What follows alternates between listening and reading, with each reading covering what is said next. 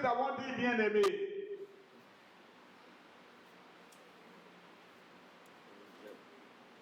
Mais c'est ce qui doit être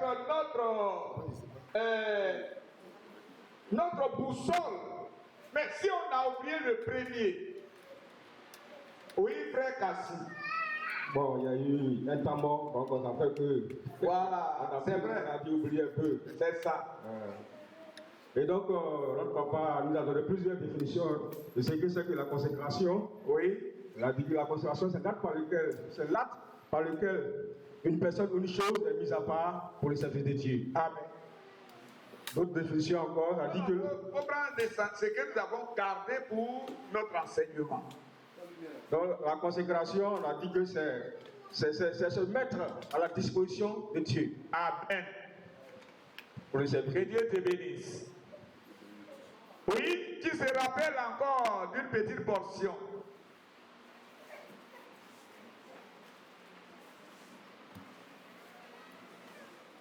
Oui, il y a une main derrière. Alléluia.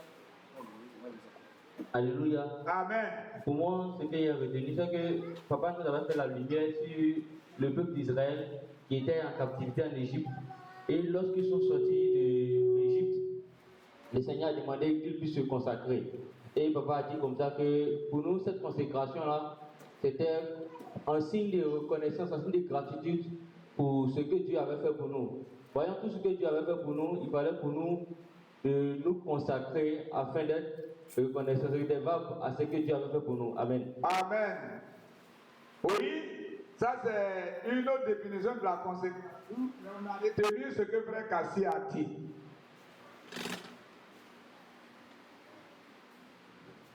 Oui.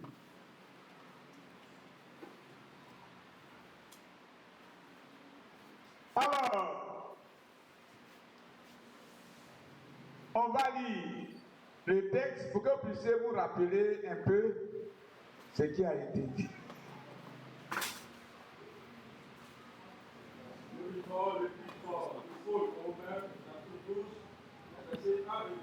Oui. Ok. Je vous exhorte donc, frères, par les compassions de Dieu, à offrir vos corps comme un sacrifice vivant, saint, agréable à Dieu, ce qui sera de votre part un culte raisonnable.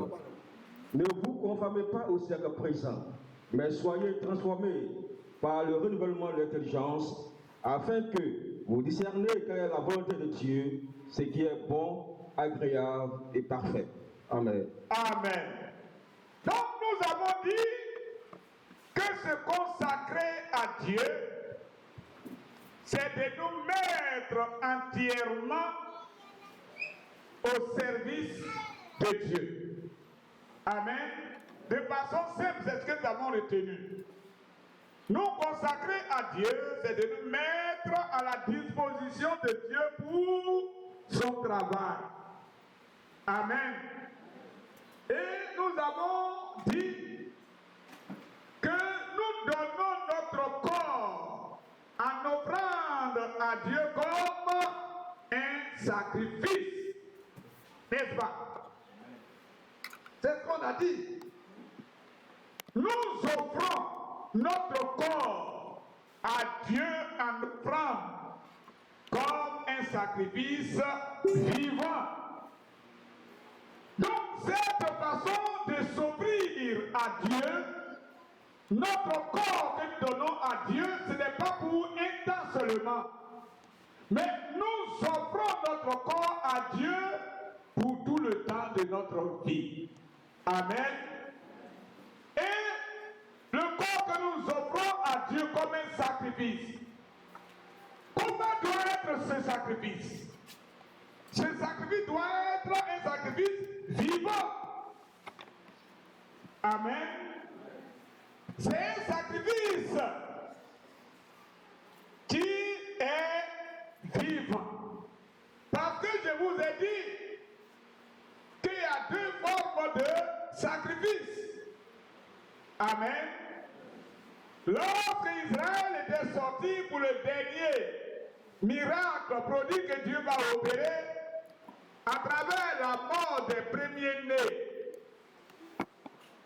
des Égyptiens, Dieu a révélé au leader Moïse que chaque famille prenne un agneau sans défaut et que cet agneau sans défaut soit égorgé pour qu'on prenne son sang. Je vous ai donné l'image ce jour-là. Pour badigeonner les cadres des portes et le linteau des portes. Le cadre, ici, on met le sang, on met le sang, on met le sang. Ce qui donne l'image de la croix. Amen.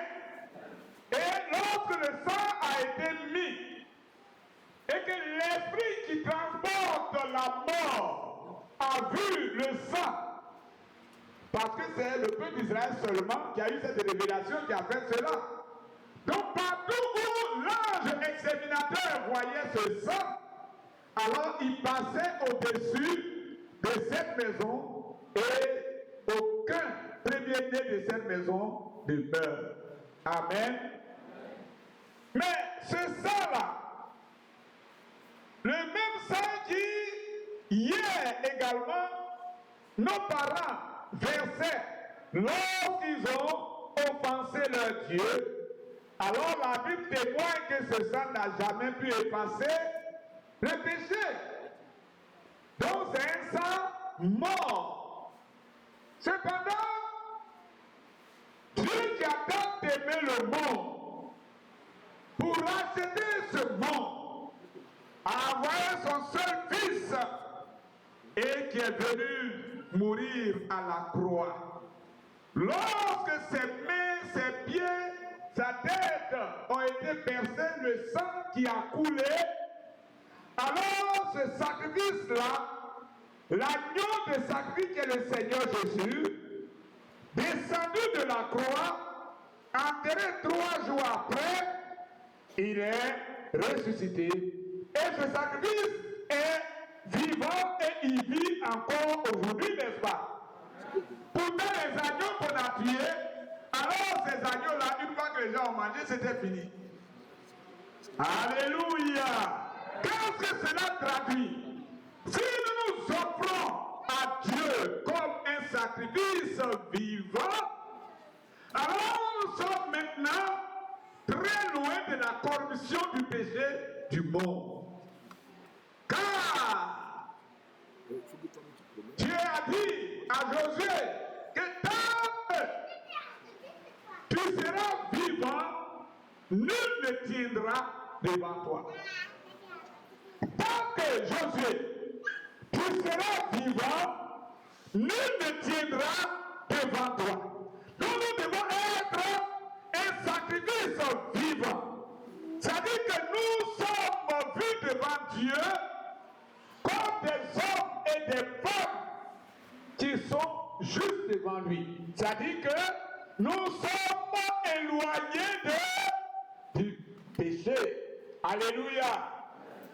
Alors la corruption du monde ne doit pas se lire sur nous si nous disons que nous sommes au service de Dieu. Quel serviteur serais-je si je suis de ceux-là qui savent couper les routes?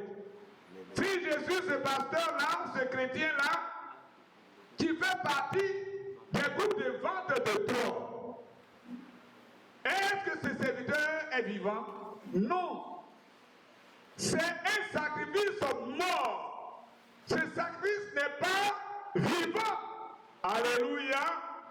Donc, en tant que croyants, qui nous mettons entièrement au service de Dieu, nous devons véritablement nous éloigner des actes, de la marche du monde, du comportement du monde. Amen. C'est cela, ce sacrifice vivant.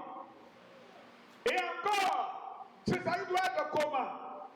Il doit être saint. Alléluia. Alors, on n'est pas, il n'y a pas de chrétien quand on est à l'église, et puis quand on sort, et puis on n'est plus chrétien. Non. nous qui voulons nous mettre entièrement au service de Dieu, notre vie doit être la même que lorsque nous sommes entre nous chrétiens, que lorsque nous sommes aussi dehors. Alléluia. Il n'y a pas un comportement pour l'église. Et puis quand on est dehors, on est au bureau, on est au marché, il y a un autre comportement. Non. Nous sommes mis à part. Nous sommes séparés du monde. Alléluia. Amen. C'est alors que nous serons un sacrifice agréable à Dieu. Alléluia. C'est ce que nous avons dit. Et j'ai donné le plan de l'enseignement que nous devons avoir. Amen. Quel est le premier élément que j'ai souligné? J'ai souligné trois éléments. Donc, nous nous offrons à Dieu. Nous offrons notre corps à Dieu comme un sacrifice. Amen. Et ensuite, comme nous appartenons... Oui, tu te rappelles. Oui, la séparation, j'ai déjà souligné. Oui, j'ai souligné ça tout à l'heure. Amen. Que Dieu te bénisse. Nous avons touché cela du point. Alors nous voyons que nous avons lu ce jour-là 1 Corinthiens 6, 19. Nous sommes une propriété de Dieu. Nous ne nous appartenons point nous-mêmes. Oui, lis. Vous oubliez tout, hein? La première lettre de Paul aux Corinthiens, chapitre 6, verset 19. Ne savez-vous pas que votre corps est le temple du Saint-Esprit qui est en vous? Ne savez-vous pas que votre corps est le temple du Saint-Esprit qui est en vous? Que vous avez reçu de Dieu. Oui. Et que vous ne vous appartenez point à vous-même. Oui. Car un grand prix. Glorifiez donc Dieu dans votre corps et dans votre esprit qui appartiennent à Dieu. Amen. C'est ce que nous avons dit, non? N'est-ce pas? Si nous appartenons entièrement à Dieu, est-ce que toi tu as ton propre temps? Est-ce que toi tu as tes propres richesses à toi? Si tu appartiens à Dieu, toi aussi dois appartenir à Dieu. Ce qui compte désormais pour toi et pour moi, c'est quoi? C'est le service de Dieu. Et quand nous avons pris en priorité ce qui appartient à Dieu, ce que nous aimions hier, qu'est-ce que nous faisons? Nous renions tout ça. Nous crachons désormais sur ce qui nous tenait à cœur. Donc le premier élément, j'ai dit qu'on parlera du sacrifice de soi. Ensuite, le reniement de soi et le reniement de ce qui nous appartient. Et en dernier point, notre récompense. C'était le programme de l'enseignement, vous avez oublié. Amen. Donc, le premier jour, on a expliqué ce que c'est que nous consacrer à Dieu. Et aujourd'hui, nous abordons le premier sous-thème. Le thème général, Dieu exige notre consécration. Ça, c'est le thème général. Et aujourd'hui, nous traitons le premier sous-thème, qui est le sacrifice de soi. Amen. Le sacrifice de soi. Nous lisons Matthieu 16, verset 24 à 26. Sinon, c'est le verset 25 qui nous intéresse, mais lisons le 24, le 25 et le 26. Le sacrifice de soi. Matthieu chapitre 16, à partir du verset 24. 24, 25, 26. Alors Jésus dit à ses disciples. Alors Jésus dit à ses disciples. Si quelqu'un veut venir après moi, si quelqu'un veut venir après moi, il renonce à lui-même. qu'il renonce à lui-même. Il se charge de sa croix et Qu'il qu'il se me suive. charge de sa croix et qu'il me suive. Car celui qui voudra sauver sa vie la perdra. Car celui qui voudra sauver sa vie la perdra. Mais celui qui la perdra à cause de moi, Mais la celui qui retrouvera. perdra sa vie à cause de moi la retrouvera. Et que servirait-il à un homme de gagner tout le monde Et que servirait-il à un homme de gagner tout le monde s'il perdait son âme? s'il perdait son âme? Ou que donnerait à un homme en échange de son âme? Ou que donnerait un homme en échange de son âme? Amen. Amen. Donc, le verset 25 va nous parler du sacrifice de soi. Amen. Si tu veux sur le Seigneur Jésus et que tu veux préserver ta vie, tu vas perdre cette vie-là. Mais celui qui acceptera de perdre sa vie, son âme, pour le Seigneur, il la retrouvera. Ça, c'est le sacrifice de soi. Tu ne peux pas aimer et te mettre à la disposition de 2 mètres. Ce n'est pas vrai. Même si on veut se consacrer veut dire qu'on se met entièrement et définitivement à la disposition de Dieu. Amen. Cependant, en le faisant, est-ce que toi tu n'as pas d'intérêt? Tu as des intérêts. Est-ce que toi-même tu n'as pas de programme? Tu as ton programme. Est-ce que toi-même tu n'as pas ton propre travail à faire? Si. Mais le problème, l'enjeu, se trouve dans la manière dont tu vas faire tes choses. Se consacrer à Dieu ne veut pas dire qu'on ne va plus travailler pour nous-mêmes. Amen. Non, tu dois manger. Donc se consacrer à Dieu ne veut pas faire de nous des paresseux. Non. Mais nous devons savoir comment utiliser notre temps. Et nous devons mettre les choses de Dieu en priorité. Amen. Amen. C'est cela. Ce que toi tu aimes tant, tu vas mettre ça en dernière position. Amen. Donc le sacrifice de soi. Tu dois te consacrer, te donner en offrande à Dieu. Tu dois faire de ta vie un sacrifice.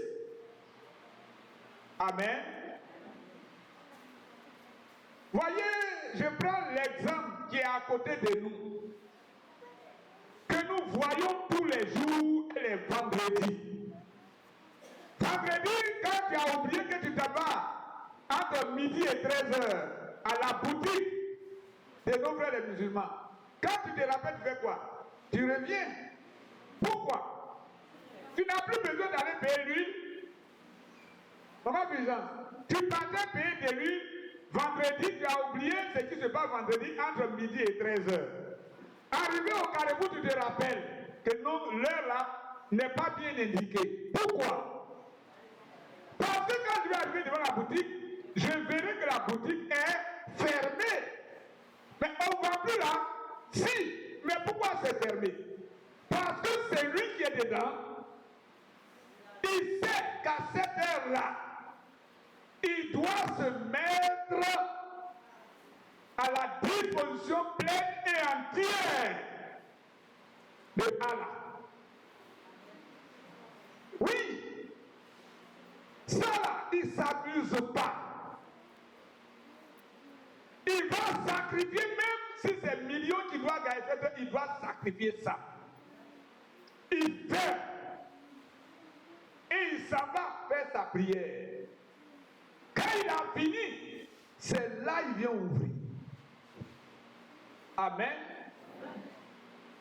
Mais, si on met sur une balance, la balance, nous avons deux plateaux.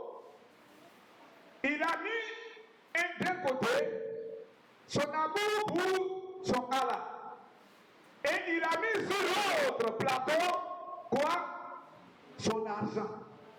Mais il a choisi quoi? Il a choisi son amour pour son Dieu. Ce que nous ne faisons pas. Amen. Ce que nous ne faisons pas. Alléluia. N'ayons pas honte. On ne doit pas chanter. On ne doit pas mettre banderole autour de nos têtes où il est écrit « Je suis chrétien ». Non. Ce n'est pas à nous de proclamer que nous sommes chrétiens. Cependant, si je travaille chez toi, tu dois savoir ce que moi, quand là, je fais en dehors de ce que je fais pour toi. Tu dois savoir, je ne vais pas proclamer, mais quand j'arrive, je te dis, maman, j'essaie, d'accord, hein, mais mercredi après-midi, vendredi après-midi, permets-moi de quitter le service à 16h. Amen. Je travaille pour toi, c'est vrai, patron. Mais en dehors de ce que je fais ici, voilà ce que je fais. Pour cela, tous les mercredis à 16h, vendredi à 16h, permets-moi de descendre. Ce que je n'aurais pas pu faire comme tâche, le jeudi, je vais accomplir ça. S'il faut venir même avant l'ouverture du service. Amen. Si tu as pris cette résolution, que tu l'as présentée à Dieu, alors Dieu te dévancera et fera quoi? Fera en sorte que tu trouves grâce devant ton patron. Amen. Si tu as pris cette résolution pour le bénéfice du travail de Dieu, Dieu va te dévancer. Avant d'arriver chez ton patron, tu as déjà préparé son cœur. Quand tu vas lui dire, alors il ne va pas discuter avec toi. Cependant, quand tu vas gagner ce temps-là aussi, viens faire son travail. Amen. C'est Dieu qui consolide notre situation administrative. C'est Dieu qui donne des racines dans notre vie de tous les jours. Amen. Frère Alain, discute avec les hommes qui t'emploient. Discute avec eux. Va leur dire, patron, c'est vrai que je suis ici. Mais permettez-moi, les mercredis, de descendre un peu avant l'heure. Vendredi, permettez que je descende un peu plus tôt. Ils vont accéder à ta demande. Et alors, viens et mets-toi au service de Dieu. Amen. Je reviens. Parlant du sacrifice de soi, je vous ai donné une image d'une balance qui a deux plateaux. Le plateau de droite, il y a l'amour de mon Dieu. qui est déposé dedans. À ma gauche, il y a mon argent aussi qui est déposé. C'est lequel des plateaux qui va supporter le plus gros poids? Ben, c'est ce plateau-là qui sera, non, qui va descendre. Et le plateau, l'autre va faire quoi? Va aller en haut. Donc, pour nos frères musulmans, quand ils déposent l'amour de Allah dans le plateau et qu'ils mettent leurs bénéfices qu'ils vont tirer de leur magasin, ils voient que le plateau dans lequel il y a l'amour de Allah, c'est celui-là qu'ils choisissent. Amen. Ce qui traduit l'amour que nos frères-là ont choisi pour leur Dieu. Amen. Parce que si on n'aime pas, on ne peut pas se consacrer entièrement à faire quelque chose. Donc, ce qui veut dire que notre consécration alors suppose d'abord notre attachement à Dieu. Celui qui n'aime pas Dieu, celui qui n'a pas d'attachement à Dieu, ne peut pas cracher sur ce que son cœur aime et puis faire pour Dieu. Ça, si tu n'es pas véritablement attaché à ton Dieu, il te sera difficile de choisir les choses de Dieu au détriment de ce que toi tu veux. Amen. Donc, ce qui suppose d'abord, avant notre sacrifice, avant le sacrifice de notre corps, alors il y a d'abord notre attachement ou notre amour prononcé de Dieu. Si on n'aime pas Dieu, on ne peut pas cracher sur ce qu'on veut pour faire d'abord pour Dieu. Ce n'est pas possible. Parce que ce qui a de la valeur, on attrape ça comment? On attrape ça comme un œuf de peur qu'il tombe et qu'il se brise. Amen. L'amour, notre amour d'abord pour la chose. Tu ne peux pas te mettre, donner tout ton corps, donner tout ton temps, donner tes biens à une chose que tu n'aimes pas. Ce n'est pas possible. Donc il faut que notre attachement au Seigneur soit véritablement sincère. Amen. C'est pourquoi nous allons lire l'exemple que le Seigneur lui-même nous a donné. Jean 3, 16. Mais on n'a pas bien de lire, on peut réciter. On ne va pas lire aujourd'hui. Il faut que quelqu'un récite ça. Oui. Ah, il y a déjà... Tout le monde doit connaître ça. C'est le seul verset que tout chrétien doit pouvoir réciter. C'est pourquoi il a donné son Fils unique, afin que quiconque croit ait la vie éternelle. Amen. Amen. Maman, que Dieu te bénisse. Car Dieu a tant aimé le monde. Et comme il a aimé le monde, qu'est-ce qu'il a fait? Il a fait sacrifice de son Fils unique. Qui par la suite a fait quoi? S'est consacré à son Père.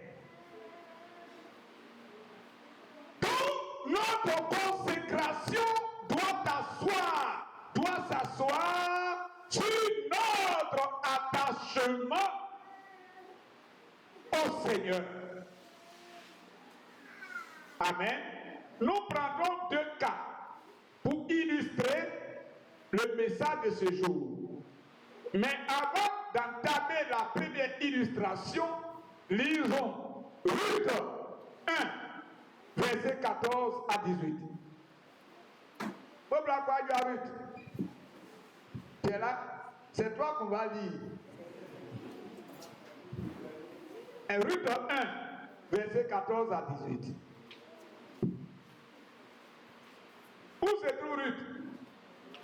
Dans la Bible, ça est où? On trouve quoi et puis après on s'en va où? Et bah tu m'as regardé en corner, donc c'est toi que j'interroge. Ou pas, il va me désigner. Je ne te désigne pas, que Dieu te bénisse. Mais familiarise-toi avec ta Bible. Tu as vu mon frère? Sachez toujours. Ah, il a changé de Bible. Que Dieu vous bénisse. Verset 14 à 18. Verset 14 à 18. Pour vous montrer un peu quelque chose.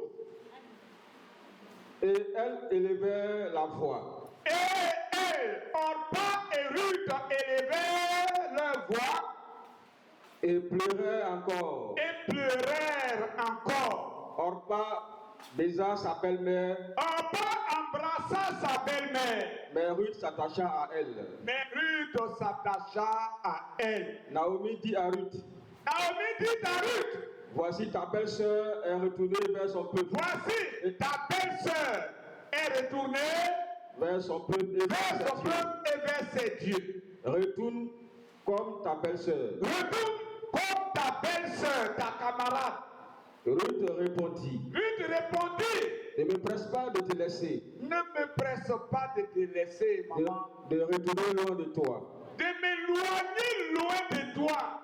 Où tu iras, j'irai. Où tu iras, j'irai. Où tu demeureras, je demeurerai. Où tu demeureras, je demeurerai. Ton peuple sera mon peuple. Ton peuple sera mon peuple. Ton Dieu sera mon Dieu. Et ton Dieu sera mon Dieu. Vous voyez, l'attachement, l'amour profond que la jeune Ruth a eu pour sa belle-mère. Oui, il reste le 18. Verset 17. 17. Où tu mourras, je mourrai. Où tu mourras, je mourrai. Et où je serai enterré. Où je serai enterré. Où tu seras enterré. Et j'y serai enterré. Et j'y serai enterré. Que l'Éternel me traite dans toute sa rigueur. Je fais un serment. Si je n'ai pas fait ça là. Oui. Si autre chose que la mort vient à me séparer de toi. Si ce n'est la mort qui va nous séparer, nous deux là. Verset 18. Naomi. Traite-moi comme tu veux. Naomi la voyant décidé à aller avec elle. Naomi ayant fait quoi? Naomi, oui. La voyant décidé à aller avec elle. Oui. Cessa ses instances. Très bien. Vous voyez, vous avez suivi, il s'agit de quoi?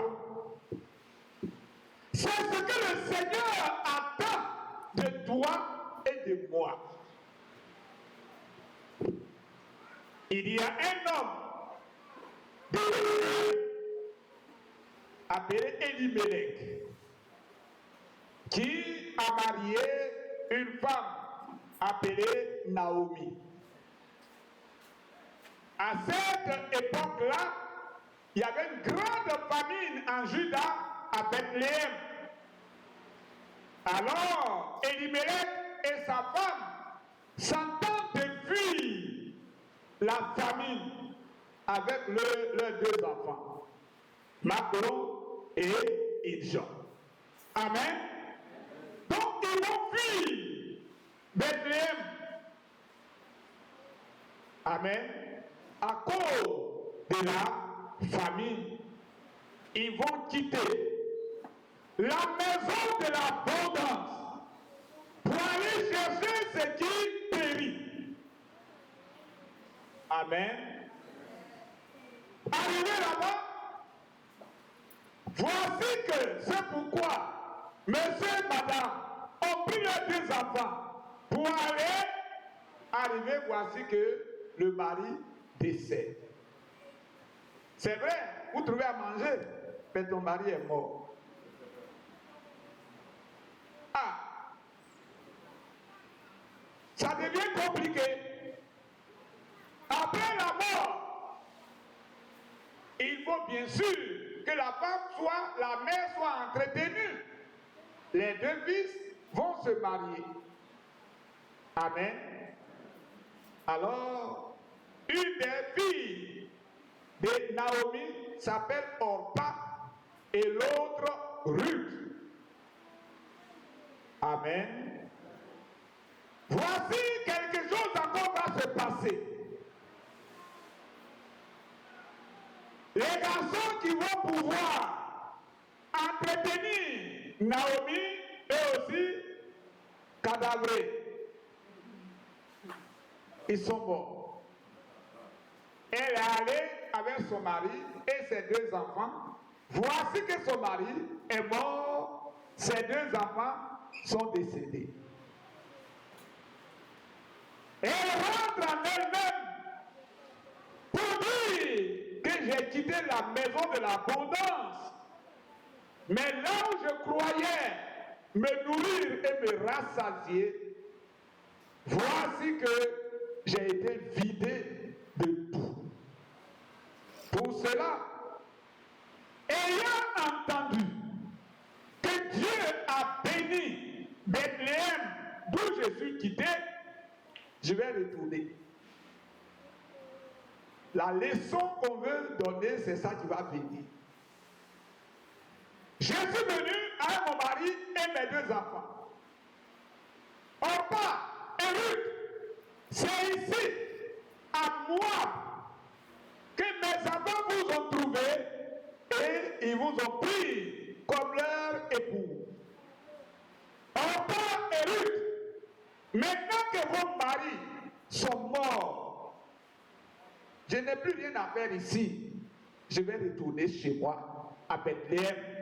Pour cela, que chacun de vous retourne à la maison de sa mère. Retournez à vos peuples et à vos dieux. Quand les 2 filles ont entendu cela,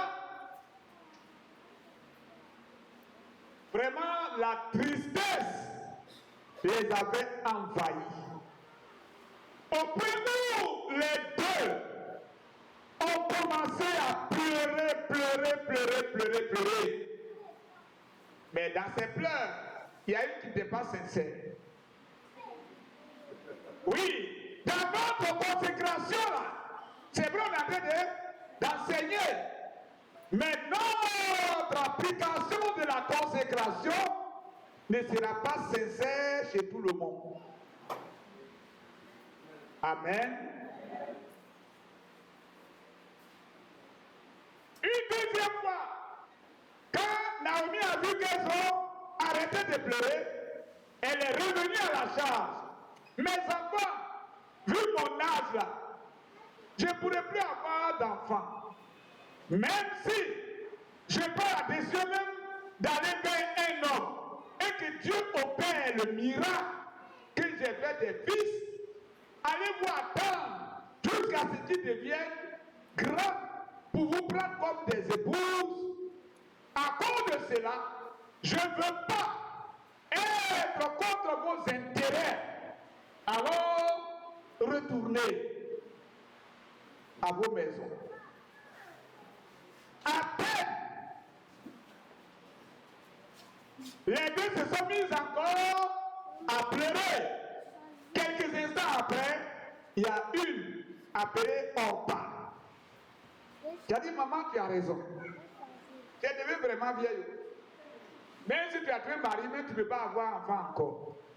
Même si l'enfant est venu par miracle, je ne pourrais pas attendre qu'il devienne grand. Et puis moi, je suis plus âgé comme ça. Et puis lui, il va être mon mari. Donc je préfère me chercher. Alléluia! Alors, qu'est-ce que Orpa a fait? Orpa a mis ses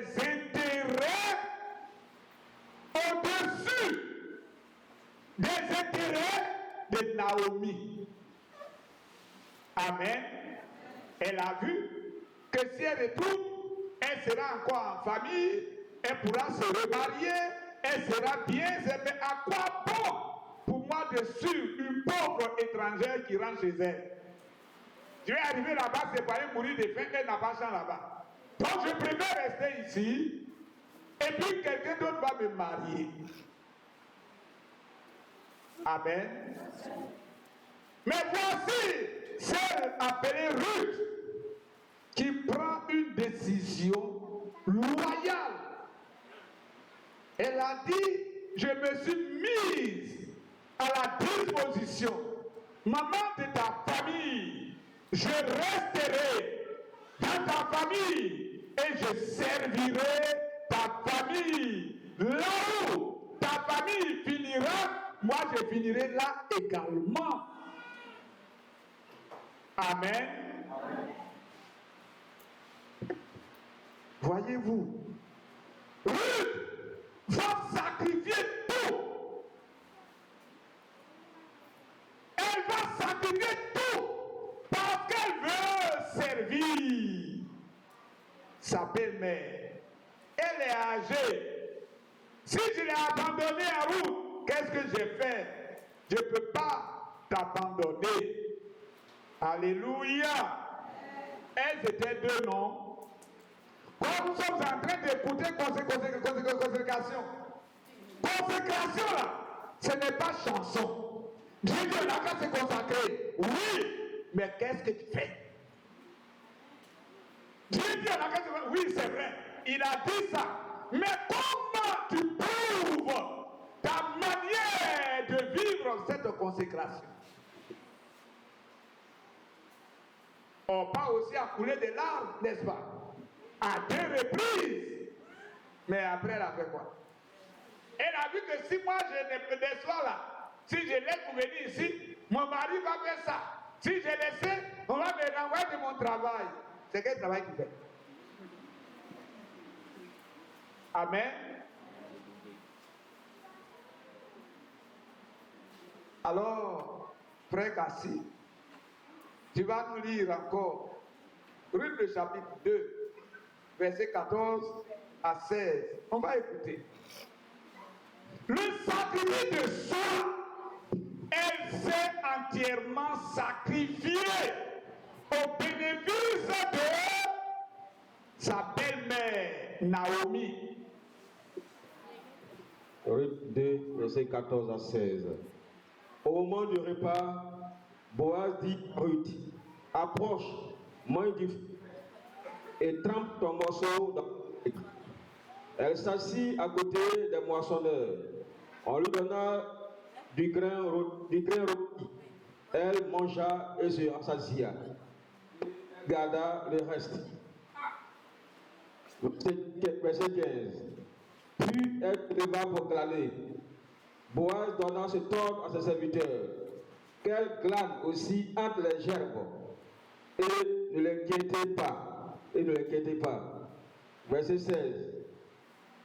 Et même, vous ôterez pour elle des gerbes, quelques épis, et vous la laisserez glaner, sans lui faire de reproches. Amen. Amen. Regardez quand Ruth est partie avec la mère, sa belle-mère. Alors, n'ayant pas de champ, comment la belle-mère va manger? Comment elle aussi elle va manger? Elle a dit non. C'est vrai, je suis étrangère. Mais il faut que je me batte pour que la vieille femme puisse manger. Et là où on fait des moissons, récolte de riz, de blé, elle, ça va faire trégler. L'autre, les Ghanéens appellent ça comment? Oh, pasteur Martin, viens me dire ça. Alléluia! Alléluia! Pardon. Donc, Ruth décide d'aller faire pardon. C'est comme ça les Ghanéens disent. Et quand elle s'en va, elle ne va pas uniquement pour son intérêt. Elle va pour qu'à la fin de la journée, on lui donne du riz pour venir à la maison. Et au champ, lorsqu'on prépare la nourriture, elle ne mange pas tout. Elle mange et puis elle garde l'autre moitié pour venir donner à sa belle-mère. Mais entre-temps, qu'est-ce qui s'est passé? Elle a abandonné, elle a quitté sa famille, elle a quitté son peuple, elle a tout abandonné. Elle s'est sacrifiée, elle a sacrifié son avenir, elle a sacrifié son futur mariage.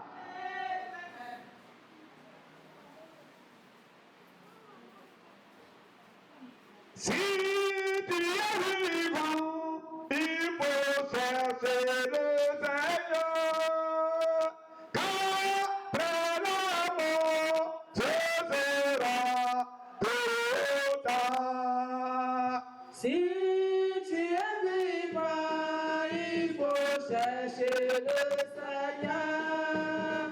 Qu'après la mort, ce sera trop tard. Si tu es vivant, il faut chercher le Seigneur.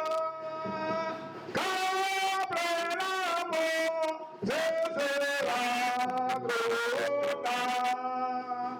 Si tu es vivant, il faut chercher le Seigneur.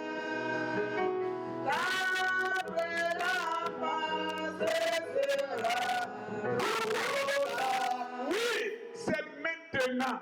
Ce n'est pas après. C'est maintenant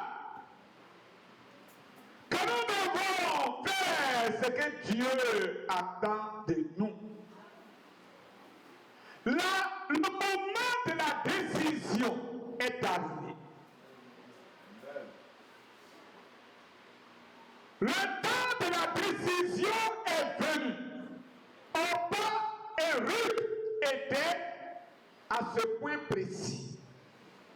Chacune d'elles devait faire connaître sa décision. Et Orpa a décidé de se prendre en charge. Elle a décidé de privilégier, de mettre en avant elle-même ses intérêts. Mais Ruth, elle a tout sacrifié parce qu'elle a quitté son pays, elle a quitté son héritage, elle a mis derrière elle la possibilité pour elle d'avoir un nouveau mari. Elle a tout sacrifié. Amen. Le sacrifice de soi. Tant que nous n'avons pas l'amour du Seigneur, on ne peut pas privilégier ce qui est pour lui. C'est pour cela que ce matin, Dieu nous parle. Ne chantons pas. Dieu veut notre consécration, mais il faut qu'il nous voie en train de poser des actes.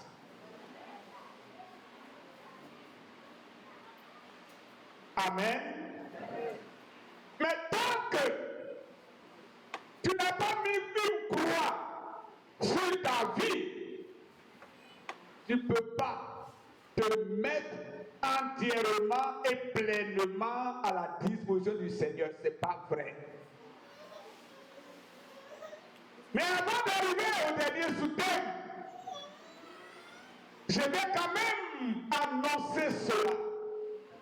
Que personne ne va mettre l'intérêt de Dieu en priorité et que le Seigneur ne lève pas, ne distingue pas, ne bénisse pas cette personne. Non. Comprenons cela. Au lieu de crier toujours pour sa santé, au lieu de crier toujours pour son mariage, pour son travail, comprenons Genèse 12, verset 3. toi.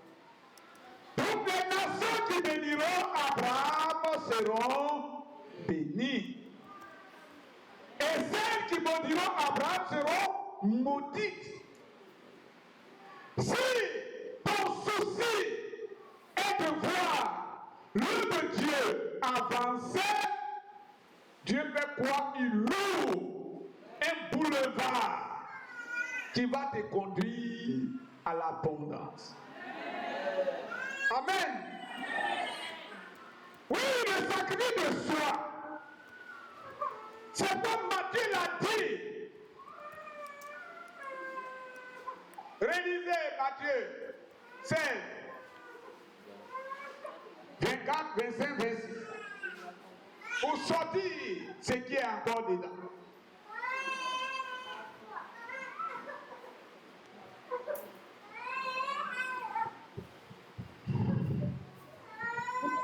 Nous lisons encore Matthieu chapitre 16, verset 24 jusqu'au verset 26. Alors Jésus dit à ses disciples, si quelqu'un veut venir après moi, il renonce à lui-même. Voilà. Il se charge de sa croix et qu'il me suive. Alors arrête-toi là. Qui renonce à lui-même, c'est quoi? La gloire que tu avais dans ce monde-là. Il faut mettre ça derrière toi. Tes richesses qui sont ton Dieu là, mets ça derrière toi. Et attends-toi à des difficultés. Remets ça en second plan. Et attends-toi à des moments difficiles que tu vas rencontrer. La consécration va de façon étroite avec les souffrances, avec les difficultés.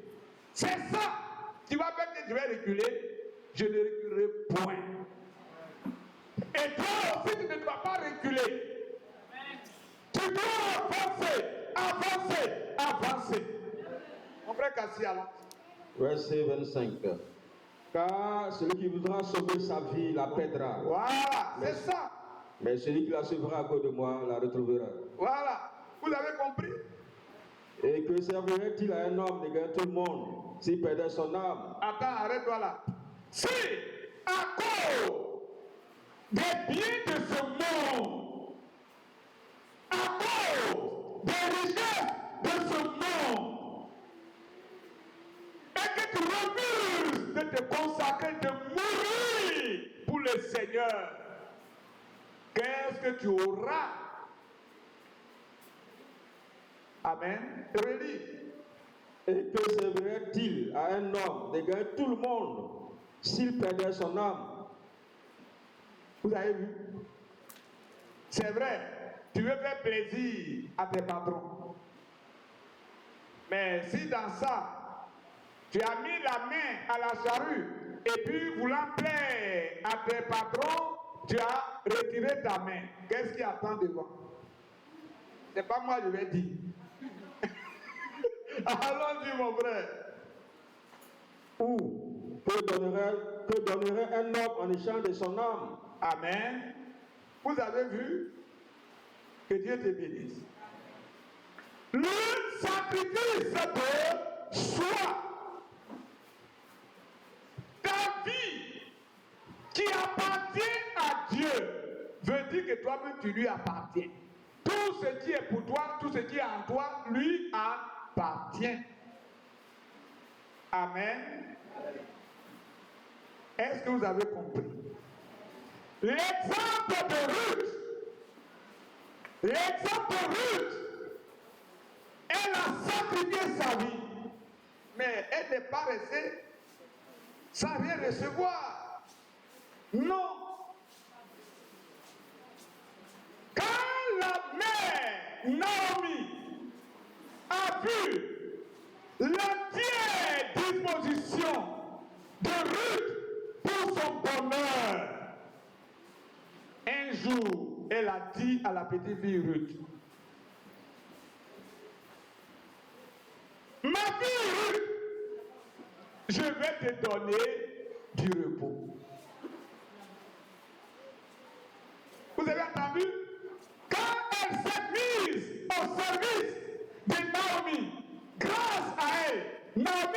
pas au champ, mais elle reçoit la nourriture préparée. Elle reçoit la nourriture non préparée.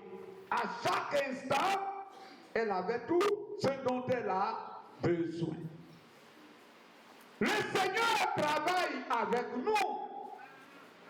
C'est pourquoi il a dit car nous sommes ouvriers avec Dieu. Amen. Ma vie, Ruth, pour ta loyauté. Ma vie, Ruth, pour ton attachement à ma pauvre personne, au point où tu as tout abandonné, moi, à mon tour, je vais assurer ton repos. Oh! Alléluia. Comment Naomi a-t-elle assuré le repos de Ruth? Naomi a appris que dans la famille de son défunt époux, son mari qui est mort là, il y a un des parents qui est très riche, appelé Boaz. Donc les gens doivent aller travailler dans le champ de Boaz. Elle a dit à Ruth, ma fille, je vais assurer ton repos. Comme ce monsieur, il a le droit de te prendre après la mort de ton mari. Il peut te prendre comme épouse. Les gens vont travailler chez lui. Alors, tu dois aller dans le champ. Tu t'habilles très bien. Quand tu vas arriver, il ne faut pas que les gens te remarquent. Il ne faut pas que M. Boaz te voie. Tu le laisses. Quand il a bien mangé, quand il a bien bu, qu'il est rassasié, quand il va se lever pour aller se coucher, suis-le de ton regard et vois là où il va se coucher. Quand tu auras vu cela, doucement, va et couche-toi à côté de lui. Amen. La petite Ruth, alors, a suivi les conseils de sa belle-mère qui a dit, fais comme je t'ai dit. Et elle a fait comme elle a dit à Ruth. Et le monsieur qui était rassasié, il avait bu. Il était sous l'emprise de l'alcool. La petite fille, elle est allée, elle a enlevé le pain sur le vieux et elle s'est couchée à côté du monsieur. Par la nuit, le monsieur Boaz sent une chaleur qui manquait à Adèle un moment. Alléluia! Gloire à Dieu!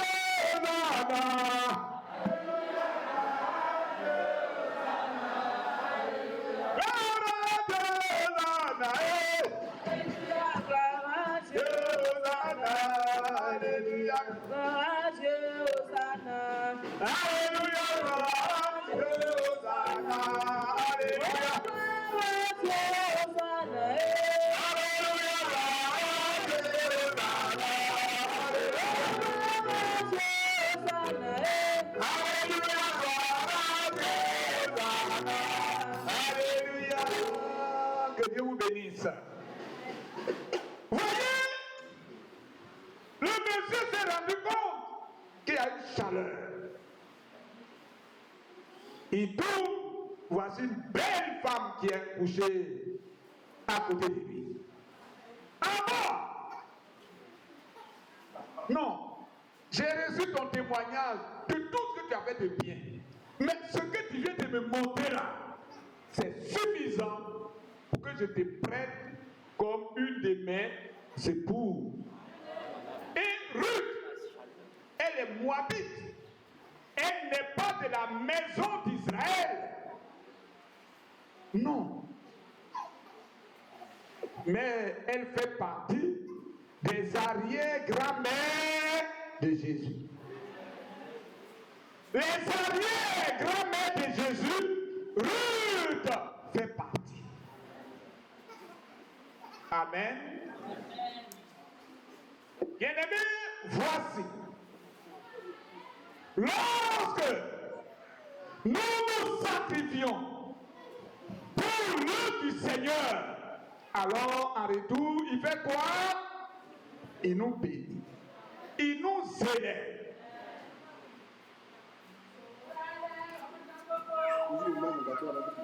Sorale amatangoko sabena ebio amatangoko sorale amatangoko sabena ebio amatangoko sorale amatangoko ebio amatangoko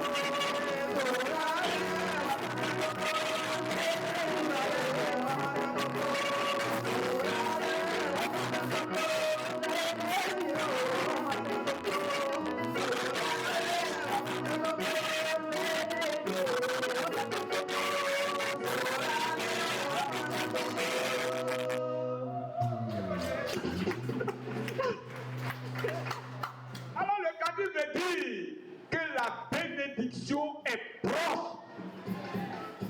La bénédiction est à portée de main. Ce n'est pas à portée de bras, hein, de main. Mais il y a une condition. La condition, c'est de nous consacrer comme Ruth s'est consacrée au point où elle a sacrifié elle-même sa vie. Amen. Une autre illustration. On a pris le cas de Ruth. Nous allons prendre le cas de Moïse. Amen. Lisons Hébreux 11. Comme j'ai dit, Moïse, le vrai casier est en train de partir dans Exode. C'est vrai, c'est un bon réflexe. On va dans Hébreux, le chapitre 11, verset 24-25. On va faire voir la consécration de Moïse au point où il s'est sacrifié lui-même. Hébreux chapitre 11, versets 24 et 25. C'est par la foi que Moïse, devenu grand, refusa d'être appelé le fils de la fille de Pharaon. Attends un peu d'abord. Regardez Moïse. Il n'était pas de la famille du Pharaon. Mais comme à l'époque de sa naissance, il y a un roi qui n'a pas connu Joseph, qui est venu au pouvoir, sur le trône. Et ayant constaté la puissance du peuple étranger au milieu d'eux, ayant vu qu'ils sont devenus nombreux, alors le roi a demandé que tous les enfants des Israélites qui vont naître et qui sont des garçons, tuez-les tous. Mais comme Moïse était dans le plan de Dieu, alors la sœur de Moïse a pris Moïse et elle l'a mis dans un panier pour aller le cacher. Amen. Retrouvé par les servantes de la fille du pharaon, du grand roi, Moïse, le petit Moïse, a été recueilli. Il a plu à la fille du roi, si bien qu'elle a dit, cet enfant-là, il est tellement beau qu'il ne doit pas mourir comme ça. Et la fille complice. Alors, il s'agit de quelle fille? Il s'agit de Myriam. Mariam, la sœur de Moïse. Ils sont trois. Le grand frère, Aaron. Marie, qu'on appelle aussi Myriam, est la plus âgée. Après Myriam vient Aaron. Et après Aaron, c'est Moïse. C'est Myriam qui allait déposer l'enfant là-bas. Quand ils ont retrouvé l'enfant, c'est elle qui s'est précipitée pour aller vers la fille du roi. Maman, veux-tu qu'on trouve une femme israélite pour allaiter et élever cet enfant? Amen. Elle a dit oui. Et elle allait prendre leur propre maman. Alléluia. Qui va élever Moïse? Voici quelqu'un qui n'est pas de la famille royale. Mais quand il est devenu devenu grand, est-ce qu'il a voulu faire croire qu'il était famille? Il y en a même là. Quand tu es devenu grand, ils ne te connaissent pas. Hein? Oh, c'est Kanga. Non, son papa là, c'est le premier de la petite soeur de la maman. Alors qu'il ne me connaît pas. Alléluia! Alléluia! Parce qu'il veut tirer un peu de gloire. Mais Moïse, il n'a pas fait ça. Il a reconnu ses origines. Il a dit, je ne peux pas rester là. Je ne suis pas l'enfant de la princesse. Allons-y. Il a sacrifié quoi? Une position sociale. Il a sacrifié ça. Oui, allons-y. C'est pour la foi que Moïse, devenu grand, refusa d'être appelé fils de la fille de Pharaon. Oui. Aimant mieux être maltraité avec le peuple de Dieu que d'avoir un temps de la jouissance du... Voilà. Et Moïse sait que s'il retourne au milieu de ses parents, comme il est en train de les maltraiter, lui aussi sera maltraité. Il a dit, je préfère souffrir avec mes parents que de jouir un temps de ce qui est de la famille maudite. Amen. Est-ce que vous voyez? C'est cela. Ajoute pourquoi il prend cette décision. Et je vous ai dit que nous devons savoir qu'à la consécration est attachée la quoi? La souffrance. Sont attachées les difficultés. Mais lui n'a pas réel les difficultés. Il dit, je m'en fous. Je préfère souffrir pour que je sois au service de mon peuple. Oui. Verset 26. Regardant le pauvre de Christ comme une richesse plus grande que les trésors de l'Égypte, car il avait les yeux fixés sur la rémunération. Oh! C'est vrai, les hommes disent qu'auprès de Jésus, je ne rien. Mais moi, c'est ce qui est avec lui que je regarde. Non, non, si je fais ça là, ils vont me dire de plus venir faire contrat là. Hein? C'est le Seigneur qui consolidera ta position. Alléluia. Il s'est sacrifié. Il pouvait vivre dans la maison royale comme prince et héritier des grandeurs de l'héritage des pharaons. Mais il a dit pas question. Je préfère retourner. Mes parents qu'on a en train de maltraiter, je préfère aller partager leur souffrance que de rester ici, jouir du trône auquel je ne fais pas partie. Le sacrifice de soi. Si Moïse n'avait pas aimé son propre peuple, il serait resté dans la famille des pharaons. Mais il a préféré se mettre au service de son peuple. Amen. Lis enfin Acte 20.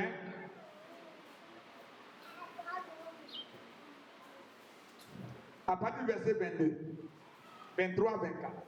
C'est là où on va s'arrêter. Lisons les actes des apôtres, chapitre 20, verset 22, 23, 24. Et maintenant voici. Et maintenant c'est Paul qui parle. Et maintenant voici. Lié par l'Esprit. Lié par le Saint-Esprit. Je vais à Jérusalem. Je vais à Jérusalem. Ne sachant pas ce qui m'arrivera. Ne sachant pas ce qui m'arrivera. Seulement de ville en ville. Seulement de ville en ville. L'Esprit Saint m'avertit que les liens. Le Saint-Esprit m'avertit que les liens. Que des liens et des tribulations m'attendent. Et des difficultés m'attendent. Arrête-toi là d'abord. Il y a un prophète qu'on appelle Agabus. Il est arrivé dans la ville. Et il a vu la ceinture de Paul. Alors il a soulevé la ceinture de Paul. Et il s'est fait attacher les pieds, il s'est fait attacher les mains. Et il a prophétisé. Voici ce qui arrivera à celui à qui appartient cette ceinture. Donc Paul savait que là où il s'en va à Jérusalem, on va aller le nier. Mais il a dit quoi? Lis la suite. Verset 24. Mais je ne fais pas pour moi-même aucun cas de ma vie. Voilà, c'est vrai qu'on m'a dit ça. Mais moi-même là, je ne fais aucun cas de ma vie. Comme si elle m'était précieuse. Comme si elle m'était précieuse. Pourvu que j'accomplisse ma course avec joie. L'essentiel, c'est de faire ce que le Seigneur attend de moi. Même s'il y a l'amour, il n'y a pas l'amour. Ce qui compte pour moi, c'est de servir le Seigneur. Et le mystère que j'ai reçu du Seigneur Jésus. Et le ministère que tu as reçu du Seigneur Jésus. D'annoncer la bonne nouvelle de la grâce de Dieu. Amen. Bien-aimés, voici le sacrifice de soi.